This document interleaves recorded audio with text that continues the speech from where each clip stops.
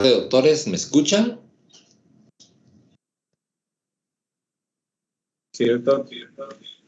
Muy bien, vamos a dar inicio a la clase de hoy. Es una clase muy sencilla, pero que les sirve a ustedes para la práctica y el ejercicio de la cirugía, digamos, de toda la que ustedes están practicando ya en los servicios de la emergencia, en los quirófanos, en los distintos hospitales.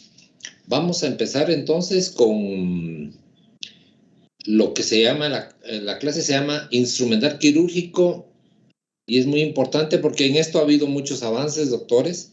Vamos a dar primero un enfoque hacia lo que es el instrumental quirúrgico clásico, el que se venía manejando para la llamada cirugía abierta, y vamos a enfocarnos después en una forma breve, les voy a dar una introducción nada más a lo que es el instrumental moderno de la cirugía mínimamente invasiva, que hace uso de instrumentos muy especializados y que ahora es la moda en todos los hospitales del mundo. Por lo tanto, ustedes deben conocer que se pueden hacer cirugías con un abordaje mínimo y cirugías abiertas clásicas como se hacía en la anterioridad. Vamos entonces a compartir con ustedes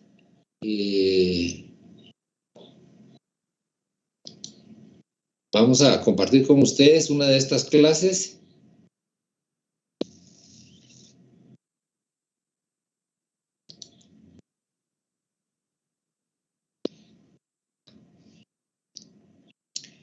¿Logran ver las diapositivas, doctores?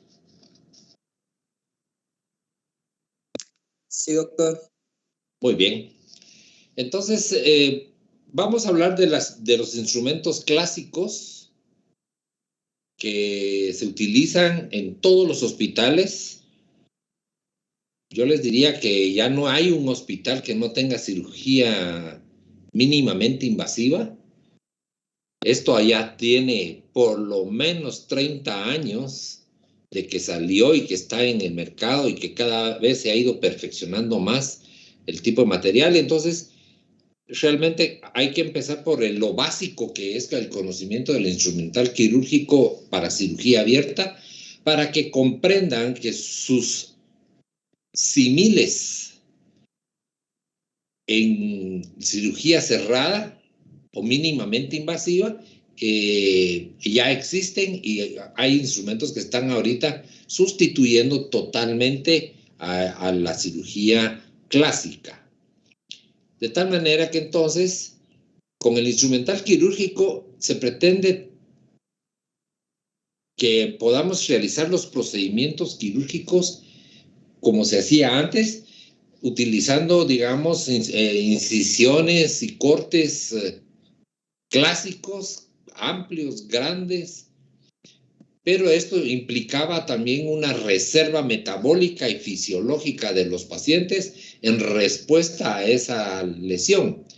Sin embargo, ya con la cirugía mínimamente invasiva, esto ha mejorado mucho. Los pacientes pueden tener una respuesta adecuada sin una incisión tan sufridora, tan dolorosa como les puede quedar en el posoperatorio. Todo instrumental quirúrgico es un objeto de acero inoxidable la mayoría de las veces, diseñado técnica y científicamente para el desarrollo del acto quirúrgico y de acuerdo al tiempo quirúrgico de la especialidad y a la especialidad. Bien, ¿qué quiere decir esto? Quiere decir, doctores, que se han diseñado algunas veces las casas médicas, y en la mayoría de las veces el cirujano es el que ha diseñado un instrumento para que le sirva en determinados procedimientos. Y esto es la justificación por qué todos los instrumentos en cirugía tienen un nombre propio. El nombre propio del cirujano que lo diseñó o lo inventó o que él lo patentó.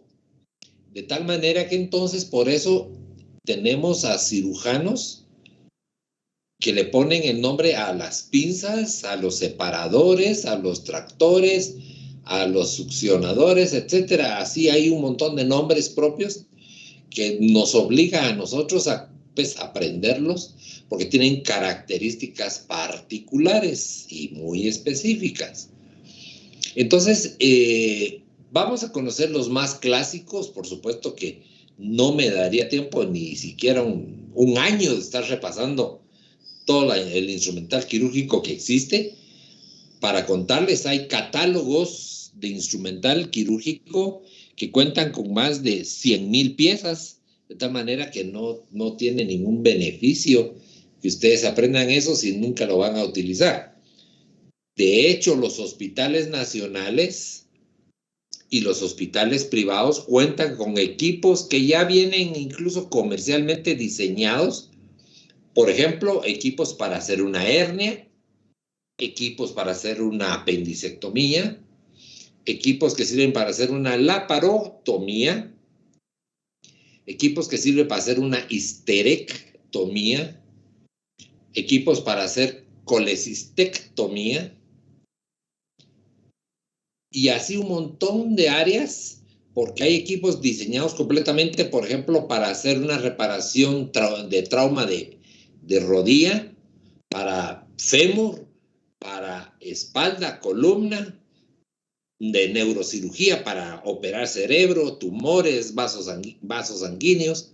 Bueno, entonces hay una variedad increíblemente gigantesca de instrumentos y ya vienen diseñados, digamos, calculadas las piezas que se necesitan, los elementos que deben componer cada uno de los equipos. Yo he sido de la opinión que no vale la pena que ustedes aprendan cuántos instrumentos tiene un equipo, porque eso lo pueden ir a repasar en un manual de enfermería y ahí lo van a encontrar. Por lo tanto, que conozcan sí el uso de los instrumentos clásicos más comunes y más necesarios que se utilizan en la práctica común, para que ustedes tengan tanto en sus consultorios médicos como en hospitales privados con el equipo mínimo que les va a servir para una serie de procedimientos que ustedes van a realizar. Un equipo de curación, por ejemplo, les puede servir a ustedes para efectuar suturas y curaciones en distintos casos, en distintas áreas anatómicas. Y equipos específicos, como por ejemplo hacer equipo para una apendicectomía, pues obviamente les va a servir solo para eso, porque las pinzas, los separadores y todo viene calculado y diseñado para estar en esa área nada más. Eso no quiere decir que un equipo no pueda ampliarse, puede perfectamente ampliarse y puede guardarse equipo extra en un sistema de que ustedes puedan acudir a él cuando así lo requieran. Todo se puede hacer perfectamente. Pero entonces, todos los instrumentos o la gran mayoría de los instrumentos vienen hechos de acero inoxidable. Hay otros materiales que ya van a revisar ustedes dentro del documento que está para el instrumental quirúrgico. Y ahí les van a indicar a ustedes qué tipos de materiales existen, pero el acero inoxidable es el más económico de todos y los instrumentos en general han sido diseñados por personas que han dedicado su vida a determinadas áreas del cuerpo y así a determinados procedimientos y a determinadas operaciones, y para eso han diseñado instrumentos específicos para esas áreas. También para las áreas de especialidad, es decir, un otorrinolaringoscopio es solo para esa área. Un separador, digamos, automático, generalmente solo para tejidos blandos superficiales. Entonces, así hay áreas específicas para las cuales se utiliza el instrumental quirúrgico. ¿Qué propiedades tiene el instrumental en general? Bueno, todos los instrumentos, aunque la base es acero inoxidable, vienen con aleaciones que deben utilizarse porque tienen propiedades específicas. Algunas los hace sumamente resistentes, muy durables al uso y que ustedes una vez compran y ya no vuelven a gastar.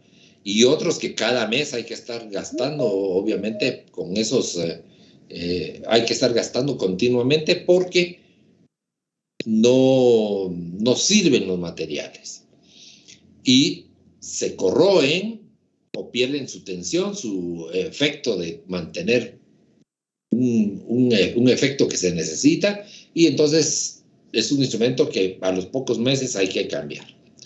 De todo hay en el mercado, doctores. Ustedes quieren un buen material, compren un material alemán. Si ustedes quieren un material para salir del paso, transitorio, barato, compren chino. O en el peor de los casos, pakistaní, porque ahora el instrumental quirúrgico es pakistaní, el líder en el instrumental más sencillo que hay. De tal manera que entonces debe de cumplir ciertas, hacerlos resistentes, es una de las propiedades que se pide en el material quirúrgico, que sea resistente a la corrosión, que puede darse por su exposición directamente con los líquidos, como es la sangre, la orina, que es el otro líquido que es muy pues corroe mucho los materiales, líquido intestinal y líquidos, por ejemplo, del estómago, donde hay ácidos. Ahí obviamente destruyen del material muy fácilmente. Que son resistentes también a las soluciones de limpieza y esterilización. Por ejemplo, los llamados bactericidas. A todos los bactericidas o germicidas que vienen líquidos, hay instrumentos que se sumergen ahí para poderlos esterilizar rápidamente, y deben de ser suficientemente fuertes para soportar esa esterilización. Y a la atmósfera, quiere decir esto, que expuestos a la atmósfera, pues que no se oxiden, por eso tienen que ser de acero inoxidable en básicamente esa condición. Y la segunda es que aguanten la esterilización a través del incremento de las atmósferas que se hace dentro de un autoclave. El autoclave es el aparato que a través de la relación de calor y aumento de presiones atmosféricas esteriliza todos los materiales quirúrgicos. Entonces, vemos que tienen que llenar ciertas condiciones de resistencia específicas para aguantar todos estos agresores que son comunes dentro del ejercicio y la práctica de la medicina en general. Vamos a ver ahora en términos generales también, porque no puedo entrar en detalle en cada instrumento con su nombre, cuáles son sus partes, sino que aquí vamos a ver en general todos los instrumentos qué partes tiene. Entonces vamos a ver que los instrumentos se caracterizan por tener las llamadas puntas. Las puntas es el extremo del instrumento que toca los tejidos y en posición de cerrado normalmente hacen compresión. ¿Qué quiere decir esto? Son los que muerden. Las puntas son realmente las que hacen el aprisionamiento del tejido que uno quiere hacer ese efecto de aprisionar. Y las puntas realmente son las que vienen dentadas. ¿Qué quiere decir esto? Que traen unas ranuras en sus bordes para poder sujetar mejor el tejido. Entonces, el extremo, que generalmente es romo, tejido punta roma, es muy utilizado en los instrumentos de cirugía, en la mayoría, en el 99%. Las mandíbulas son las portadoras de las puntas, es decir, las mandíbulas al cerrarse en su extremo son las puntas, pero las mandíbulas son las que en general sujetan y hacen presión en los tejidos cuando el mellado, que es la parte que está atrás, se cierra y asegura que esto quede trabado y que esto quede realmente cerradito completamente. Entonces, las mandíbulas se articulan en base digamos así, a lo que la caja de traba, que es lo que está atrás, que es una bisagra, del lugar. Y esto es lo que vamos a revisar aquí, porque hay mandíbulas cortas. El ejemplo de esto es la llamada pinza portagujas. Tiene unas mandíbulas muy cortitas, pero muy fuertes. En cambio hay una pinza, vamos a poner el ejemplo de una pinza de pot, La pinza de pot tiene unas mandíbulas largas, sumamente largas, pero que tienen muy baja presión y muy baja resistencia. Sin embargo, ambos instrumentos sirven para usos muy diferentes, sí, muy diferentes, pero sí son efectivos ambos instrumentos. La caja de traba es esa bisagrita donde se articulan las mandíbulas.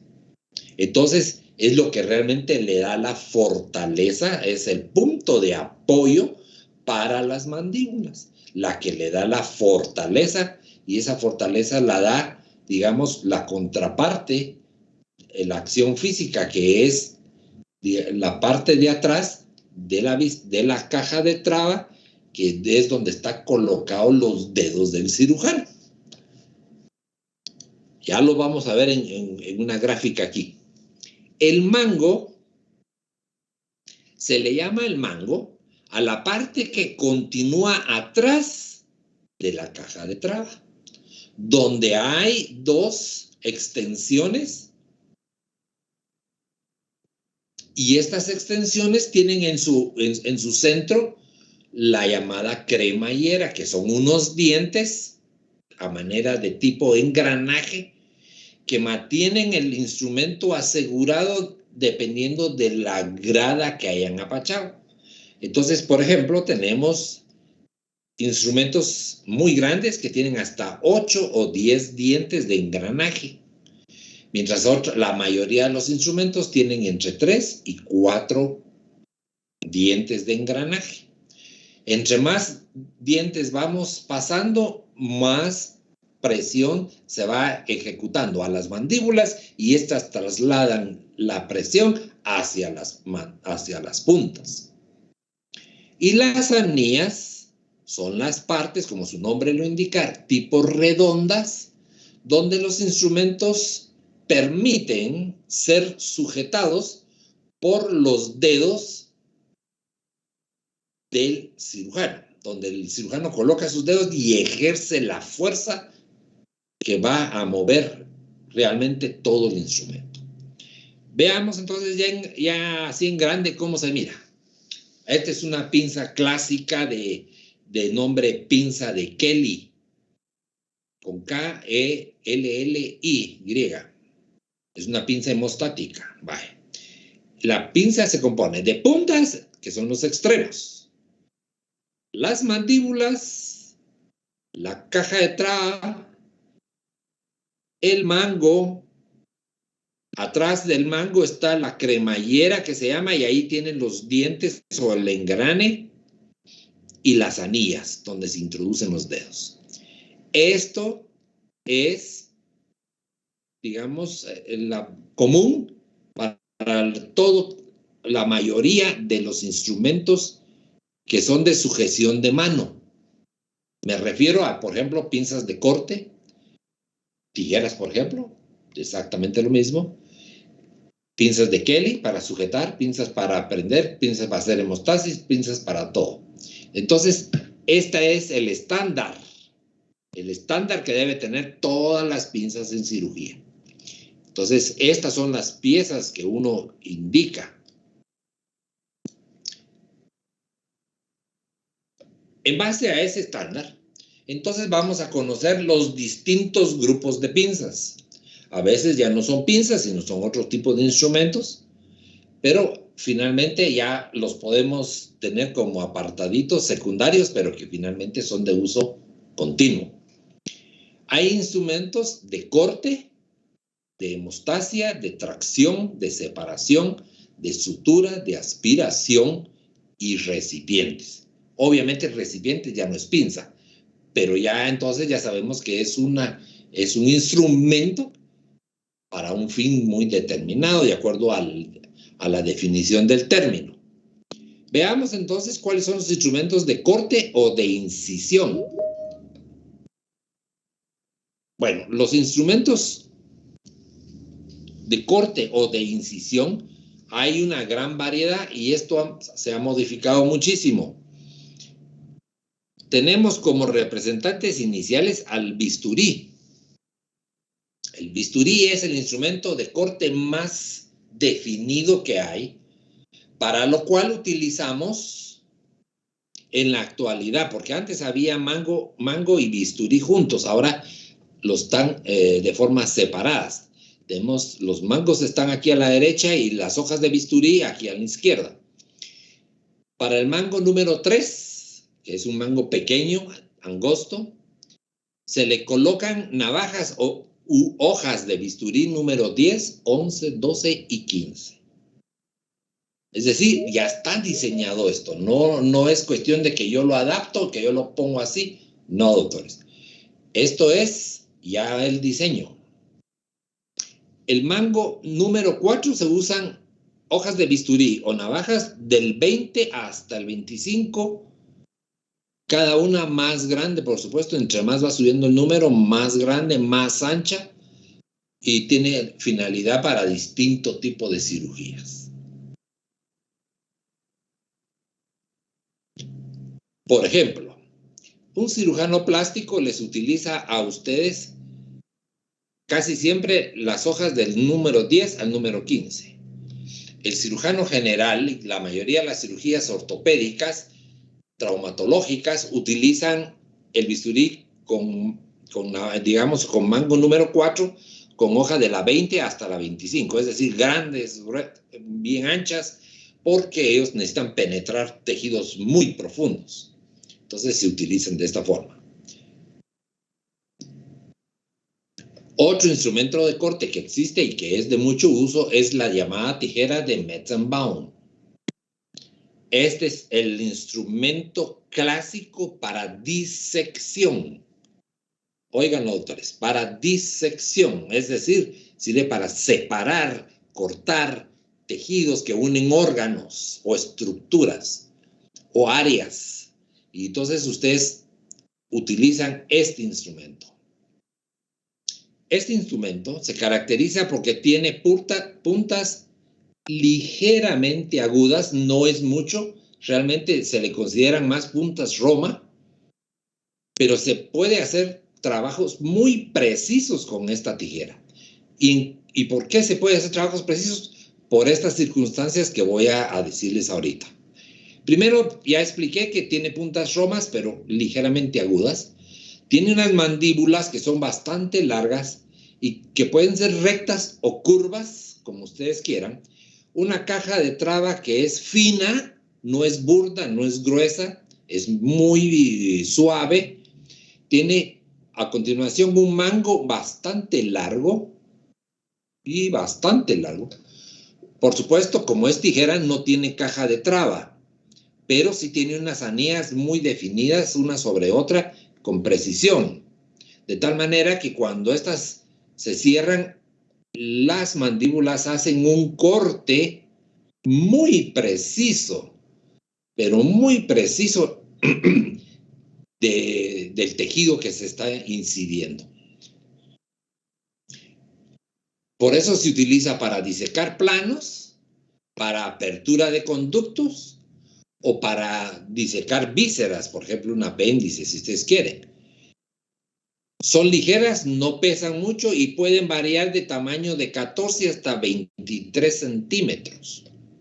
Bueno, yo me imagino que muchos de ustedes compraron equipos de disección cuando, hicieron alguna práctica.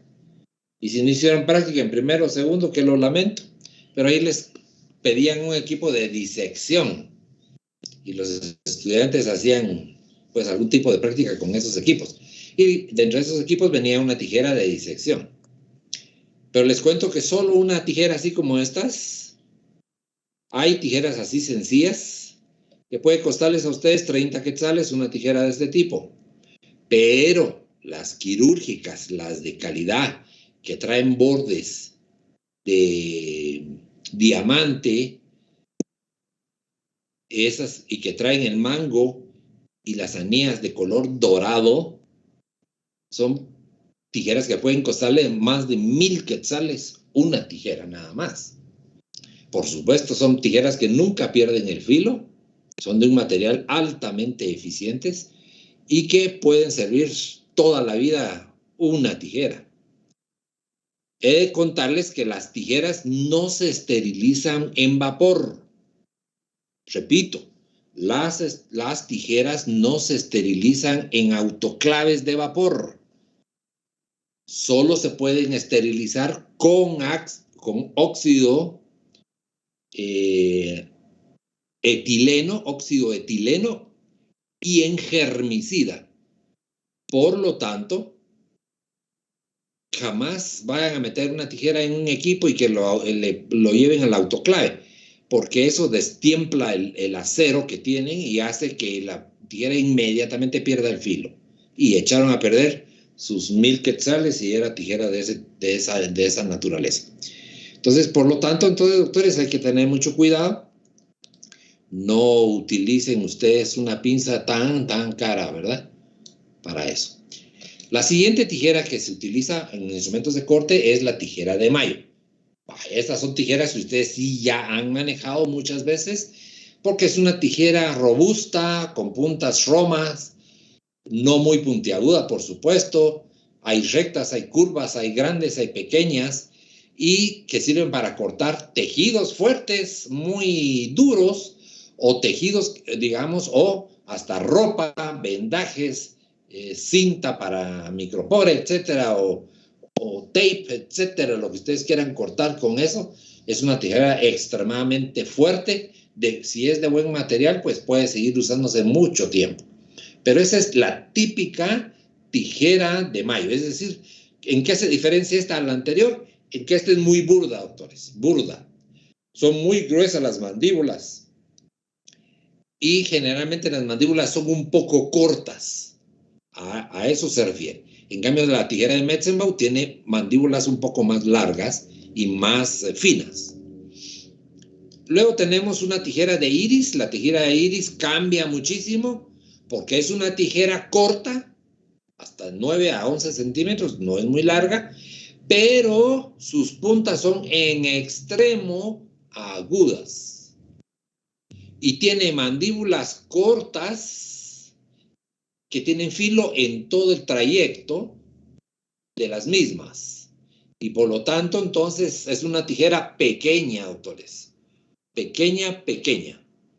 Y se utiliza entonces, como es así de fina y aguda, se utiliza para venas, arterias, es decir, para abrirlas y hacer un procedimiento dentro de las venas o arterias, así se decida, o para pequeñas tumoraciones en piel que sean superficiales.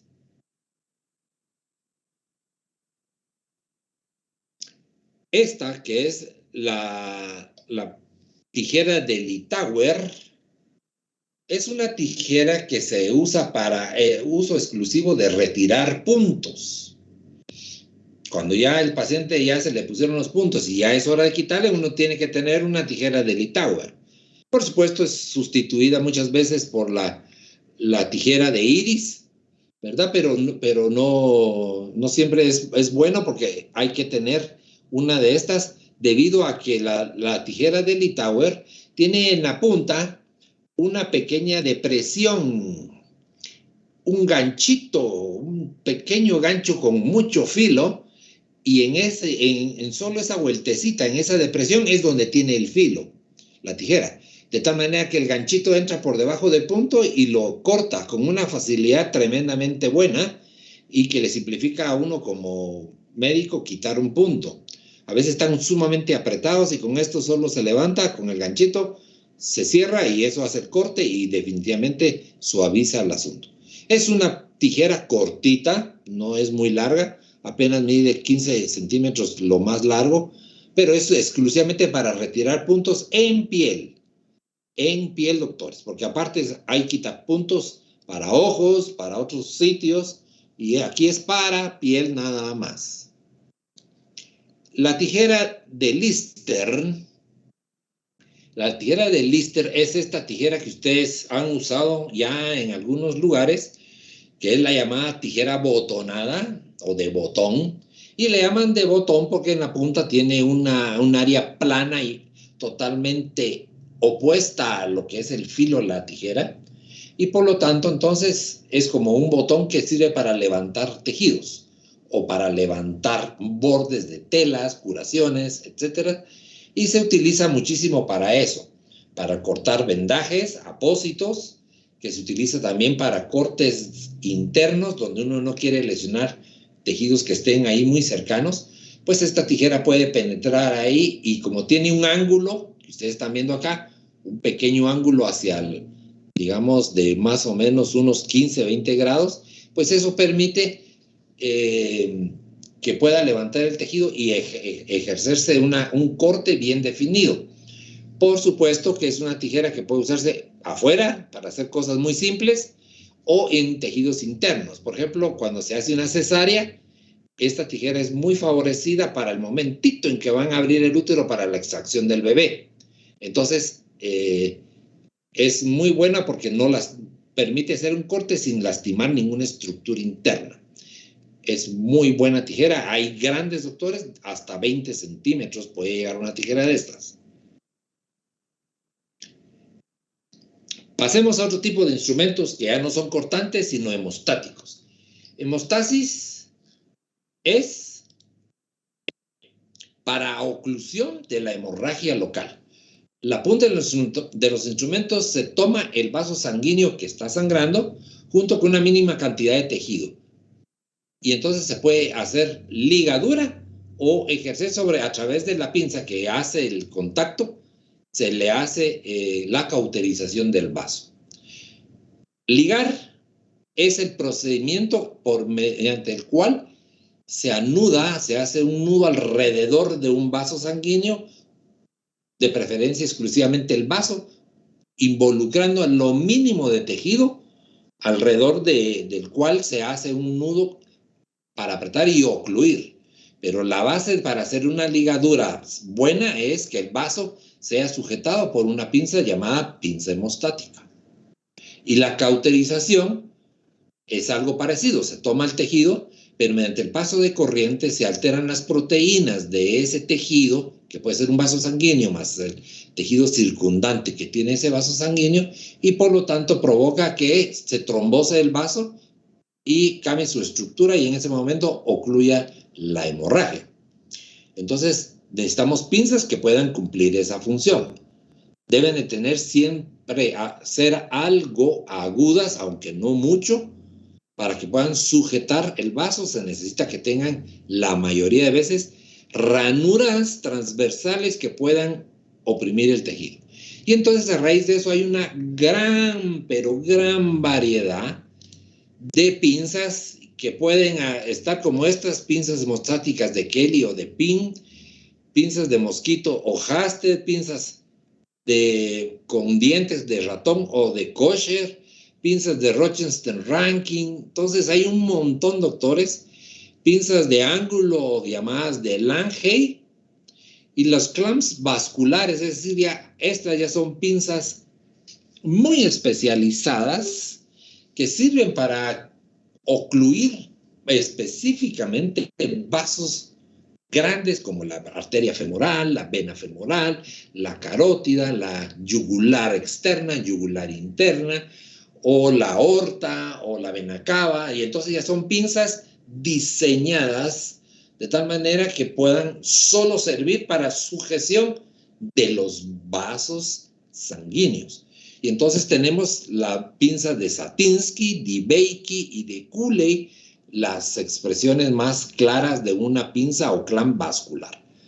Vamos a conocer una de estas en una forma rápida porque no daría mucho tiempo. Miren cómo es una pinza de mosquito o Hasted. Se le llama de mosquito porque en realidad es una pinza pequeña, doctores. Mide 4.5 pulgadas, es decir, casi 10 centímetros. Y caracteriza porque las mandíbulas no son tan largas, son medianas, y que tiene estas ranuras transversas, pero desde la caja de traba hasta el extremo. Lo tiene completo. Esa es una característica de este tipo de pinza. Veamos la pinza de Kelly. La pinza de Kelly no. La pinza de Kelly se parece muchísimo al mosquito, pero ¿qué pasa con la pinza de Kelly? La pinza de Kelly tiene la mitad de la pinza lisa y la otra mitad sí tiene dientes emparejaditos, es decir, ranuras emparejaditas, transversales, hasta llegar a la punta. La pinza de Kelly. En ambas hay de rectas y curvas, pero aquí hay también rectas y curvas, pero esta pinza es un poquito más larga, donde las mandíbulas generalmente son las que son un poco más largas. Y tiene, por supuesto, su caja de traba, tiene su cremallera aquí atrás, donde traban sus dientes el engranaje. Ahora, la pinza de Crillet, miren a cómo se diferencia. Si uno las mira por afuera, probablemente no las va a diferenciar, doctores. Uno las va a diferenciar cuando ya las abre y mira uno que los dientes están emparejados, que están en todo el trayecto de las mandíbulas. Y por lo tanto se da uno cuenta que es una pinza de Crillet. Muy buena pinza para ocluir vasos sanguíneos o pequeños segmentos de tejido que involucran los vasos sanguíneos y uno hace hemostasis simultáneamente. Ahora miremos cómo es una pinza de kosher o de dientes de ratón. Es lo mismo, doctores. La única diferencia es que en el extremo, en las puntas, tiene los llamados dientes de ratón. Es decir, dos extremos puntiagudos y una ranura en el centro que los hacen tener cierto corte, donde hay un empalme de una mandíbula con otra, porque de un lado trae dos dientes y del otro solo uno. Entonces hay un empalme, el diente central cae en medio de la ranura y por lo tanto hay un empalme ahí de las dos mandíbulas de una manera muy fuerte. Esta es muy buena pinza para sujetar tejidos, pero no tanto para hacer hemostasis. Sin embargo, puede tener ese uso. Luego está la pinza de Rochester-Ochsner, una pinza un poquito más grande con características muy similares. La de Rochester Pin también muy similar. Lo único que esta no trae dientes de ratón. Veamos cómo son los famosos clamps, que he dedicado tiempo para que ustedes conozcan los clamps. Este es un clamp especial que se utiliza en cirugía vascular cuando se está reparando una arteria o una vena, muy importante. Y ven ustedes, es una pinza que tiene unas mandíbulas en extremo largas, muy largas, pero tiene dos ángulos que le dan esa configuración de una S, ¿verdad? La que está en el centro, verán ustedes, estas le llaman de ángulo recto.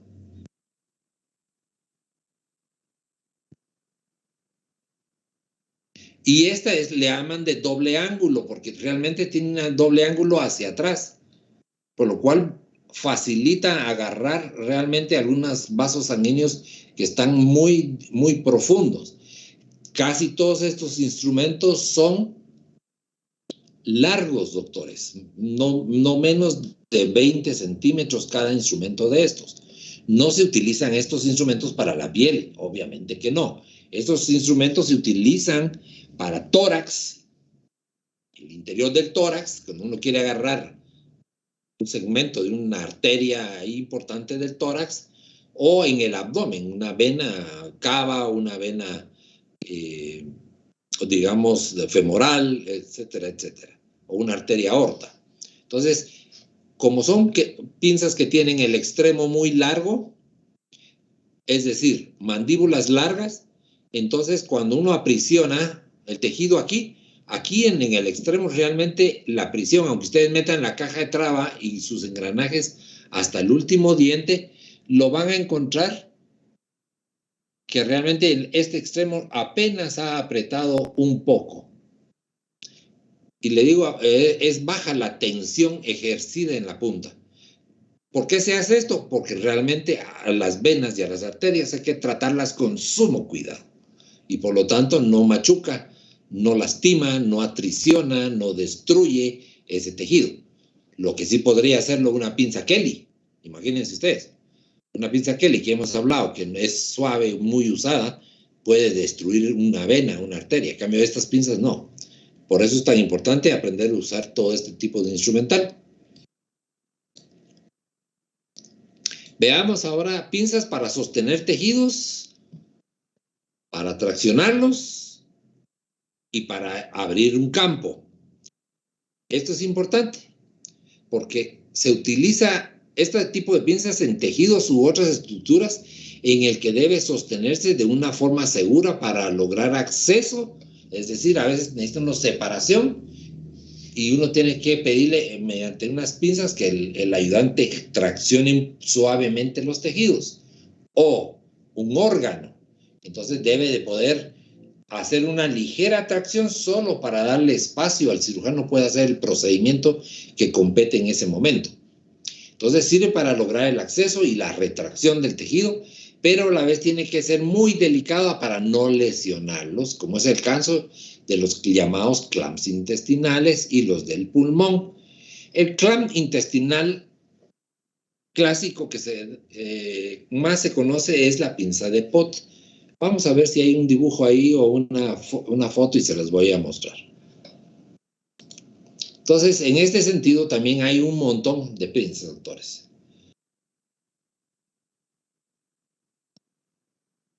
No voy a entrar en mucho detalle, las van a aprender ustedes cuando ustedes las manejen, van a aprender sus nombres principales. Pero aquí vamos a tener unas pinzas que sirven mucho para eso, para hacer tracción de los tejidos. Tenemos la pinza de Rochester-Höchner, que aquí la característica, doctores, es que tiene tanto mandíbulas como mango muy largo. Y quiere decir esto que entonces, cuando esa circunstancia, y además de eso, digamos, cierta curvatura de las mandíbulas, permiten que entonces el instrumento quede con muy baja presión en el centro de las mandíbulas. Se unirán las puntas, pero la mandíbula en su centro no va a tener unión. Por ejemplo, esta otra, la pinza de Musiu. La pinza de Musiu, lo único que tiene de diferente es que como tiene una curvatura sus mandíbulas, solo el extremo propiamente pueden unirse. Pero este extremo es, como está el dibujo aquí abajo, con dientes. Por lo tanto, cierra y es peligroso. Esto no lo pueden usar ustedes en intestino, esto lo pueden usar ustedes en músculo o en una fascia, que son tejidos tendinosos muy fuertes. Pero este no puede ser usado en intestino. A su diferencia, lo que está en la pinza de Babcock o Babcock, que le llaman algunos, ¿verdad? Esta pinza se caracteriza porque la mandíbula es larga y su mero extremo es triangular. Y en el triángulo, su más lejano extremo, la base, digamos, va a tener pequeñas ranuras donde va a sujetar el tejido. Y las pinzas de anillos comunes que han oído ustedes que dicen, dame una pinza de anillos, es de llamada pinza de Forester. La pinza de Forester es porque tiene dos anillos, en lugar de tener el triángulo, tiene anillas, y estas anillas tienen dientecitos transversos que permiten la sujeción de tejidos o de vísceras o de órganos que necesitan ser separados. Estas son las pinzas que pudieran servir en un momento dado en intestino, aunque también pueden lastimar. Otra característica de Babcock, además de que es triangular su extremo, es de que es como que tuvieran una cavidad, ese triangulito. Entonces cierra como mordiendo, como uniendo dos cascos o dos concavidades, y eso es lo que permite el no lastimar algunos tejidos que son muy delicados. Por de ahí tenemos otras pinzas que también sirven para tracción. Tenemos las llamadas pinzas de anillos que muchas personas utilizan, muchos cirujanos usan esta, tal vez no para agarrar los tejidos propiamente en una forma primaria, sino con la parte de atrás, donde no cierran las mandíbulas porque quedan abiertas. Aquí cierran, entonces aquí, lo que queda en el centro es lo que queda sujetado, no lo que queda dentro de los dientes. Y ese uso lo veo yo muy frecuente, es una técnica muy adecuada, pero que no se les olvide que no deben sujetar tejido, ¿verdad? El extremo. Luego tenemos todo este tipo de pinzas que ustedes ven acá, y tal vez de todas estas la más usada es la llamada pinzas de Backus, que es la llamada pinzas de campo. Cuando alguien dice, pásenme las pinzas de campo, está hablando de las pinzas de Backus. Las pinzas de Backus tienen cierta curvatura, sus dos mandíbulas, pero tienen unos garfios formidables en su extremo, y por lo tanto estos están diseñados de una manera que se pueden colocar directamente a la piel, pero no así internamente. Internamente no se usa esta pinza. Este es casi exclusivamente para sujetar los campos hacia la piel, aunque algunas veces los ortopedistas utilizan esta pinza para sujetar fragmentos de hueso, pero un hueso sí es un tejido muy duro, muy fuerte, pero no para tejidos blandos. También existen los llamados instrumentos de separación. Aquí nos salimos un poco de la tónica porque ya no son propiamente pinzas. Esto sirve para mantener apartados o separados los órganos, los tejidos, para dar un campo operatorio suficientemente amplio para que se pueda ver lo que se necesita ver y se puede introducir otros instrumentos y que de esa manera puede efectuarse la reparación, la plastía o la disección del órgano o de la parte que se requiere. Entonces, aquí es donde van todos los llamados separadores o llamados también retractores. Y aquí sí hay una cantidad enorme, doctores. ¿Por qué? Porque está por ejemplo, que es el separador de Diver, que es un separador para profundidad, doctores. Repito, es un separador para profundidad y va desde 1 hasta 5 pulgadas de ancho por más o menos 20-25 centímetros de largo. De tal manera que son unos separadores inmensamente grandes que tienen un gancho, como ustedes ven aquí en este extremo izquierdo, y aparte tienen un pequeño ganchito en la parte de atrás que es donde traba la mano del que está haciendo la fuerza de separar los tejidos. No se les olvide, aunque estos son instrumentos totalmente romos, pueden romper estructuras internas. Hígado, vaso, riñón, o pueden romper intestinos. Entonces, aún siendo instrumentos que están diseñados así, si la tracción es muy fuerte, puede ocasionarse daño. Este tipo de separadores que ahorita vamos a ver son instrumentos que se utilizan superficialmente. ¿Qué quiere decir esto? Que lo más que llegan es a separar pared torácica o separar pared abdominal. En cambio, el anterior separan todo, doctores. Separa piel, músculo, grasa, hasta órganos internos. Ese es grande y ese penetra a profundidad. Estos 2 o 4 que están, 5 que están aquí, no, ese es el uso, son solo para superficiales. De tal manera que de la 1 a la 3, es decir, de la izquierda a derecha, tenemos instrumentos separadores que se utilizan para estructuras vasculares, neuronales y tendinosas, del 1 al 3. Y del 4 al 5 para retracción fina. Bueno, ¿cuál es cuál? Este es Little, Green, Lange, Zen y este es Volkmann. El de la derecha es Volkmann. Es uno de los más usados. ¿Por qué? Porque este agarra la pared abdominal, la jala muy bien y no penetra más de ahí. Solo se queda en la superficie. Por supuesto que aquí necesitamos un ayudante. Eso sí, una persona que esté tomando estos instrumentos por el mango. Pero podemos tener a muchos con este otro tipo de separador, que de hecho, el separador A con el separador B se llama separador de Farabev. Es el separador de tejidos blandos más utilizado en todas las cirugías de tipo abdominal. Es el más utilizado en todas las cirugías de tipo abdominal.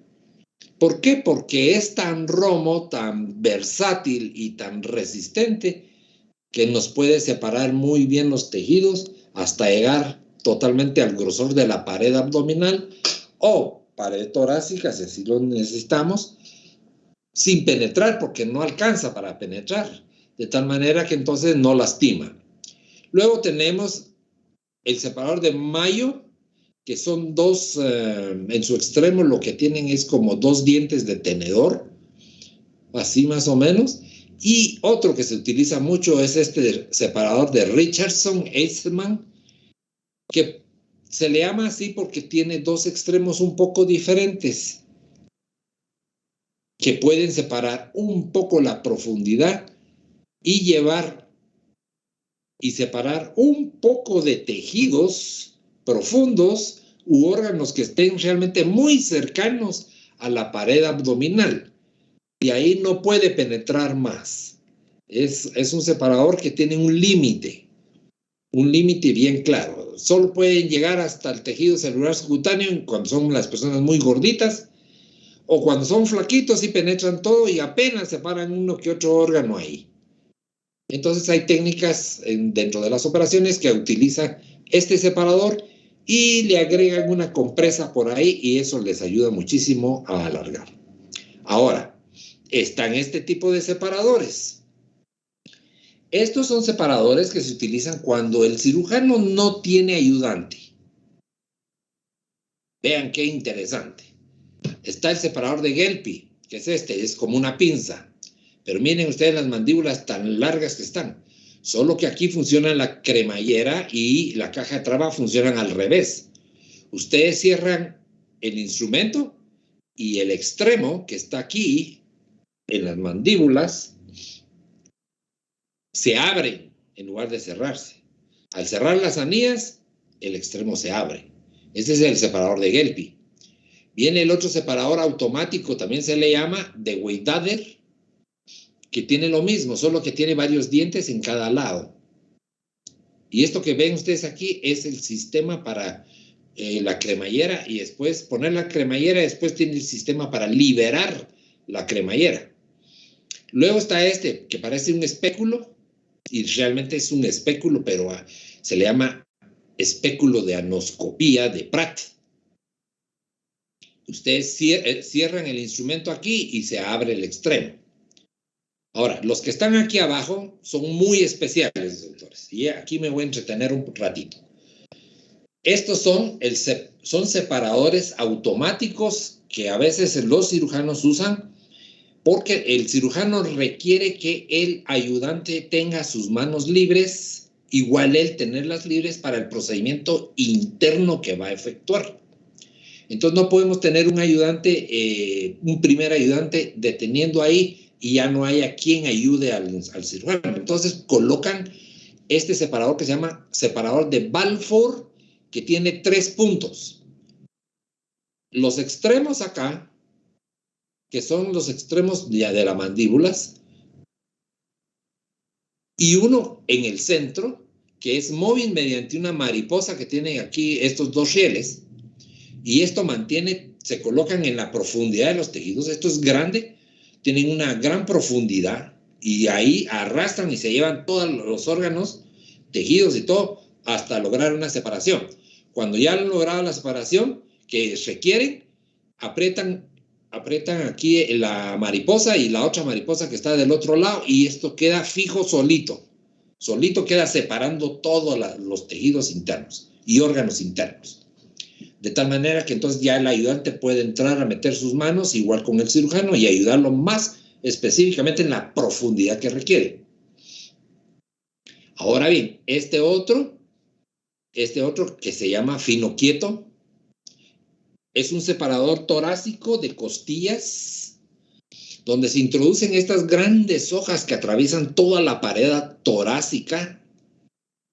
Se mete cerrado para atravesar un espacio intercostal y mediante esta manivela que está aquí, y esto que está aquí atravesando es un riel dentado, y con la manivela se le va dando vueltas y esto va sirviendo como una cremallera también que se va corriendo y se va ensanchando y va abriendo, genera el espacio que requieren para abrir el tórax. Eso es de acuerdo a la necesidad como se va viendo. Entonces, por supuesto aquí necesitan una incisión gigante, ¿verdad? En el tórax, igual que aquí en el otro, en el Balfour necesitan una incisión grande también para poder entrar. Estos son por excelencia muy utilizados en cirugía abierta en todo el mundo, doctores. Estos dos separadores son pero fabulosamente necesarios. Ahora, instrumentos ya para suturar o para síntesis. El suturar también se dice síntesis. Se utiliza entonces instrumentos que pueden ser muy finos o instrumentos burdos dependiendo de lo que ustedes vayan a suturar. Se requiere para la mano izquierda instrumentos auxiliares que en este caso son pinzas de movimiento. Se les dice a esta porque son pinzas que tienen un movimiento pero que ellas mismas regresan, doctores. No tienen cremallera. Y por lo tanto solo hay un efecto de resistencia del material a la deformación. Y entonces como hacen resistencia vuelven a regresar de inmediato a su posición normal. Así trabajan estas pinzas y ustedes las conocen ya.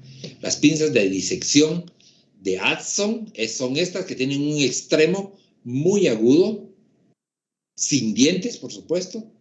Las de Cushing, que ustedes las conocen muy bien, que tienen dientes transversos que fijan los tejidos, y otra que tiene, digamos, estas tres que están acá, son las mismas pinzas de Kushner, que tiene dientes y sin dientes, depende del tamaño, ¿verdad?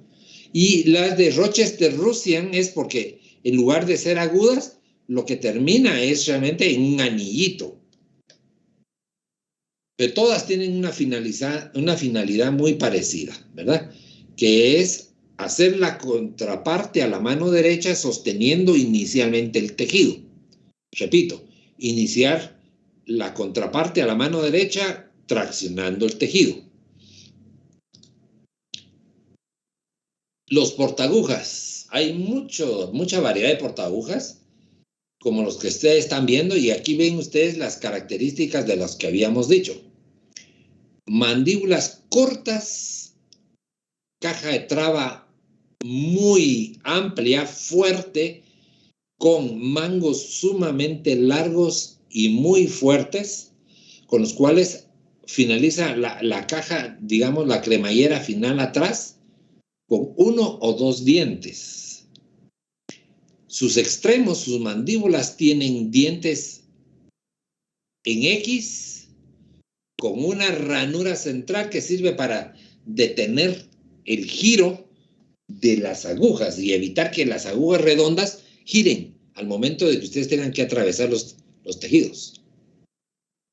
Este portaagujas que están viendo ustedes al lado derecho es un portaagujas que no necesita, ¿cómo decirles?, hacer un doble movimiento, porque este trae de tal manera un resorte interno en la hoja que ustedes apenas miran acá, del lado derecho, que hace que solita la pinza se abra inmediatamente al pasar ustedes la aguja. De tal manera que se abre solito el portaagujas y no necesiten ustedes un tercer movimiento. Ahora, todos los demás se llaman portaaguja de Mayo.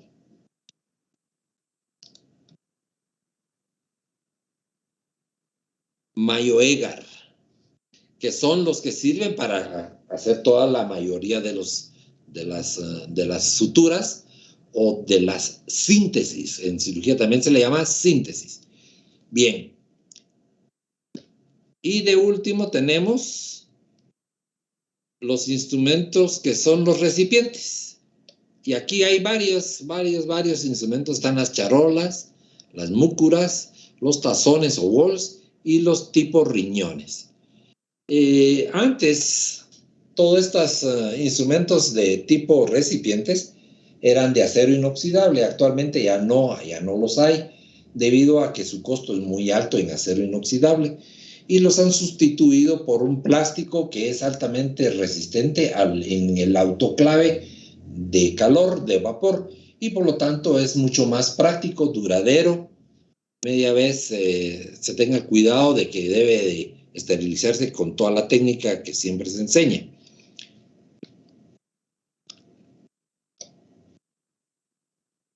Bien, no sé si tengan ustedes alguna duda, doctores.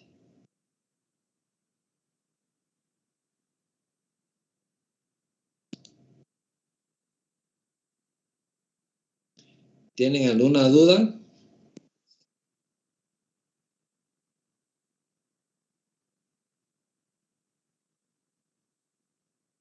Si no tienen duda, solo quiero decirles que hay un documento en Moodle de esta clase de hoy para que ustedes puedan repasar esto que acabamos de decirle, además de que está grabada la clase de hoy, así que no hay problema.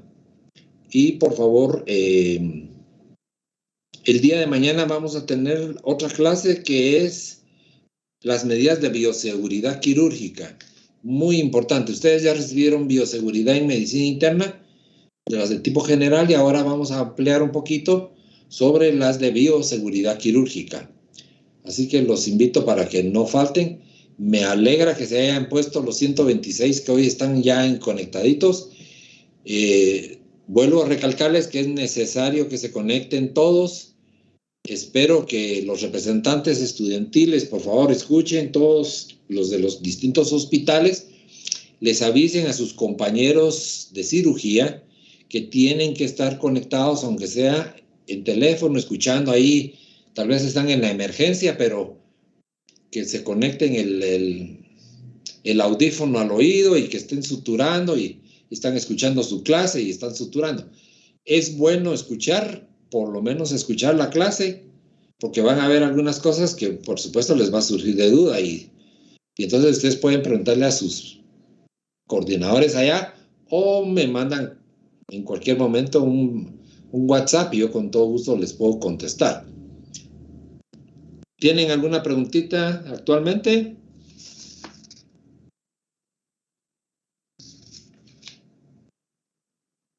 No, doctor, todo bien. Muy bien. Gracias. Un segundo recordatorio que quiero hacerles. En Moodle está el documento de evaluación de turnos y servicios. Por favor, ya es hora que bajen ustedes el documento, lo descarguen, le agreguen su fotografía, lo llenen y por grupo de cirugía lo adjunten en un folder, le pongan el mes a que corresponde, o los meses, mejor dicho, en este caso es junio a septiembre, y se lo entreguen a su coordinador de los distintos hospitales. Por aparte, el de turnos exactamente igual. Por favor, bajan las hojitas, las llenan, le agregan la fotografía. No importa si es de celular, doctores, la cosa es que le bajen una foto y llenen ustedes en un folder también todas esas hojitas de turno y se las entreguen a su coordinador para que ya desde el primer mes empiecen a tener ustedes sus notas de servicios y de turnos. En algunos hospitales ustedes mismos van a obtener su nota, entonces ya deben ustedes de tener esas hojitas para ir recopilando sus notas y finalmente al final de la práctica se lo puedan entregar al coordinador. En algunos otros hospitales es diferente el mecanismo, se lo entregan todo al coordinador y él se encarga de pasarlo a todos lados, pero no siempre sucede así, doctores. Entonces, si tienen alguna duda al respecto, me hacen el favor de indicarme por WhatsApp y yo con todo gusto les diré cómo está. Pero si no estuviera la hojita, yo creo que sí están, porque yo me recuerdo que la subí. Y la otra cosa que quería decirles de una vez, para todos los hospitales tienen que entregar sus historias clínicas a los tutores designados.